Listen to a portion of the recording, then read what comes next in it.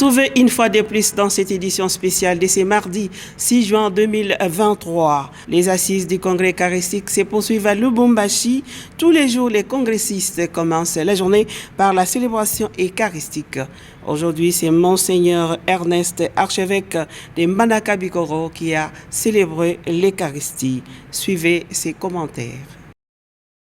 Lubumbashi, chef-lieu de la province du Haut-Katanga, abrite depuis 3 jours les assises du 3e congrès eucharistique national de la RD Congo.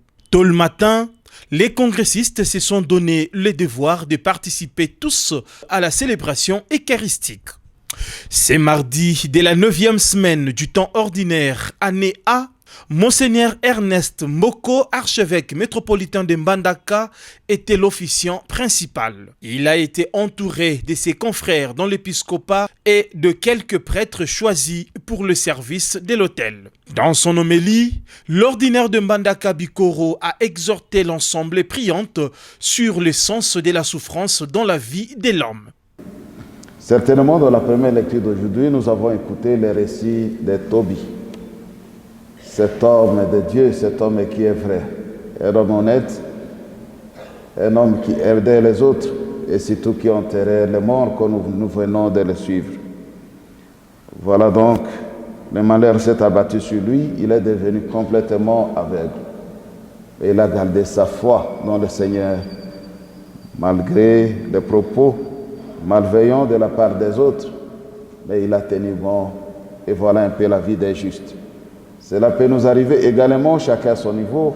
Nous avons aussi parfois des différentes souffrances, que ce soit physiques, morales, spirituelles, qui nous arrivent également et dont nous ne connaissons pas la cause. Nous prions sans cesse, mais le mal, la souffrance demeure. Je crois que la seule attitude, comme celle de Tobie, c'est de nous tourner sans cesse vers le Seigneur. Il ne nous abandonne jamais, il est toujours avec nous. Comme Jésus l'affirme, si quelqu'un m'aime, il restera fidèle à ma parole. Mon Père l'aimera. Nous viendrons chez lui. Nous irons demeurer auprès de lui.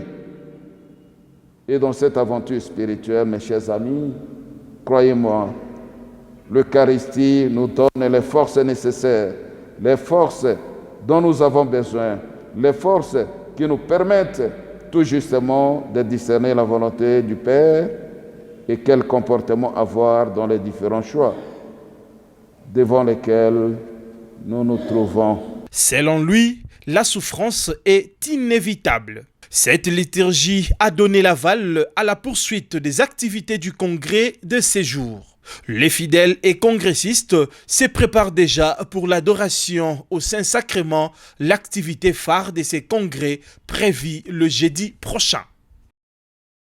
Les réflexions de la 2e journée étaient centrées sur les rapports théologiques entre la famille et l'Eucharistie. La première conférence de la sœur José Ngalula avait pour thème la structure trinitaire de l'Eucharistie. Pour la conférencière, il y a une note trinitaire dans toutes les célébrations eucharistiques. Une interaction intense entre les Pères, les Fils et l'Esprit Saint constitue un seul et unique Dieu. Monseigneur Fulgence Monteba, archevêque métropolitain de Lubumbashi, a focalisé sa réflexion sur le rôle de l'Eucharistie dans la pastorale familiale. Ici, le prélat de Lubumbashi a fait comprendre que les sacrements de l'Eucharistie en tant qu'expression de l'amour éclairent l'union entre l'homme et la femme. Il était au micro de Hercule Kitoko. C'est le sacrement de l'Eucharistie dans sa dimension sponsale, c'est-à-dire en tant qu'expression de l'amour entre le Christ et l'Église, qui éclaire l'union entre un homme et une femme dans le sacrement de mariage. Et donc, tous les actes fondamentaux du sacrement de mariage, que ce soit l'indissolubilité du mariage, l'échange d'alliances, le soutien mutuel, l'éducation des enfants, tout ça se comprend à partir de l'unique source qui est en même temps le centre et le sommet de la vie matrimoniale, c'est-à-dire l'Eucharistie. Ça, c'est un des éléments que nous avons retenus ce matin. La troisième conférence animée par Messieurs l'abbé Léonard Santédi était intitulée « Eucharistie, sacrement de fraternité et gage du témoignage chrétien pour un monde nouveau ». Pour les recteurs des l'ICC, l'Eucharistie favorise les pardons, la réconciliation, les dialogues, la paix, l'unité et la fraternité. Suivez Messieurs l'abbé Léonard Santédi au micro des Trésors Kiambi. En ce deuxième jour du colloque, j'ai voulu parler de l'Eucharistie dans deux de ses déploiements. Eucharistie et fraternité, Eucharistie et témoignage. L'Eucharistie est le moment de la plus grande intimité avec le Christ, car nous communions au corps du Christ. Mais nous ne pouvons pas être en intimité avec le Christ sans être en intimité avec les autres membres de son corps. Et donc l'Eucharistie devient aussi le moment de la plus grande intimité avec les autres, qui sont nos frères. Et donc dans la perspective chrétienne, dans la perspective eucharistique, l'autre n'est pas un ennemi, l'autre n'est pas un concurrent, l'autre n'est pas un marchepied. Il est le sacrement de la présence du Christ. Il est pour moi un frère et une sœur. L'Eucharistie vient nous aider à rompre les barrières du tribalisme, du régionalisme, et voilà, à fonder une fraternité. En deuxième lieu, cette fraternité doit aussi s'engager. Comme je viens de dire, si un membre souffre, les autres souffrent avec lui, pour témoigner de la justice, témoigner de la paix. Les chrétiens ne peuvent pas être à l'aise quand on est en train de courber l'autre, on est en train de piétiner les autres. Ces frères et sœurs qui souffrent de la faim, qui souffrent de l'injustice, de manque de dignité. Alors il faut nous engager pour la justice, nous engager pour la paix, pour une société plus juste, plus fraternelle et aussi une société de paix. Comment se passe ici la vie au Congrès? Quelle est l'impression que les laïcs donnent face à ces travaux, les réalités dans ce focus réalisé par notre équipe SECOS? Eucharistie et famille. Thème de ces congrès servi ici par des congressistes. Excepté sa nature d'un événement spirituel et d'église, c'est aussi un moment d'échange et de rencontre. Malgré les différentes origines, les congressistes vivent la rencontre tous les jours. Oui, je pense que à partir du thème Eucharistie et famille, déjà l'organisation voudrait bien donner l'exemple par rapport à cela. Nous sommes vraiment en famille, nous mangeons ensemble et vraiment avec nos pères, les évêques, on est ensemble.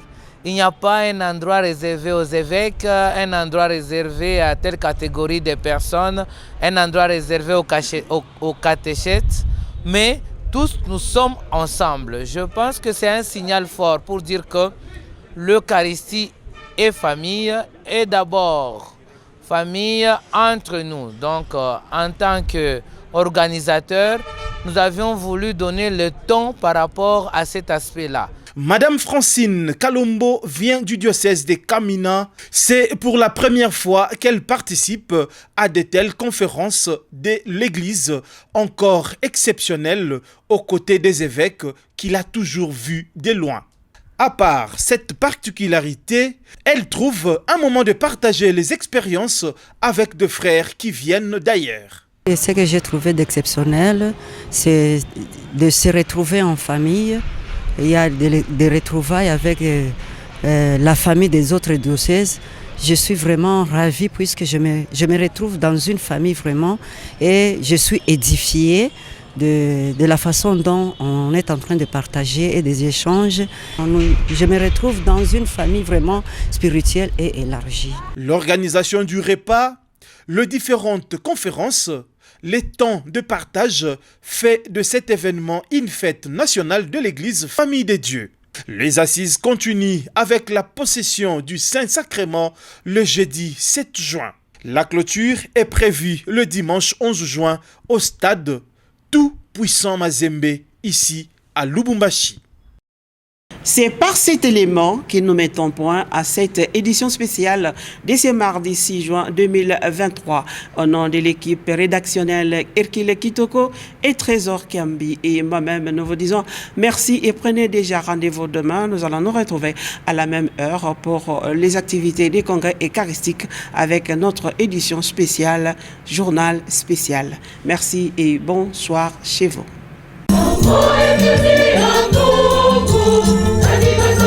Maria.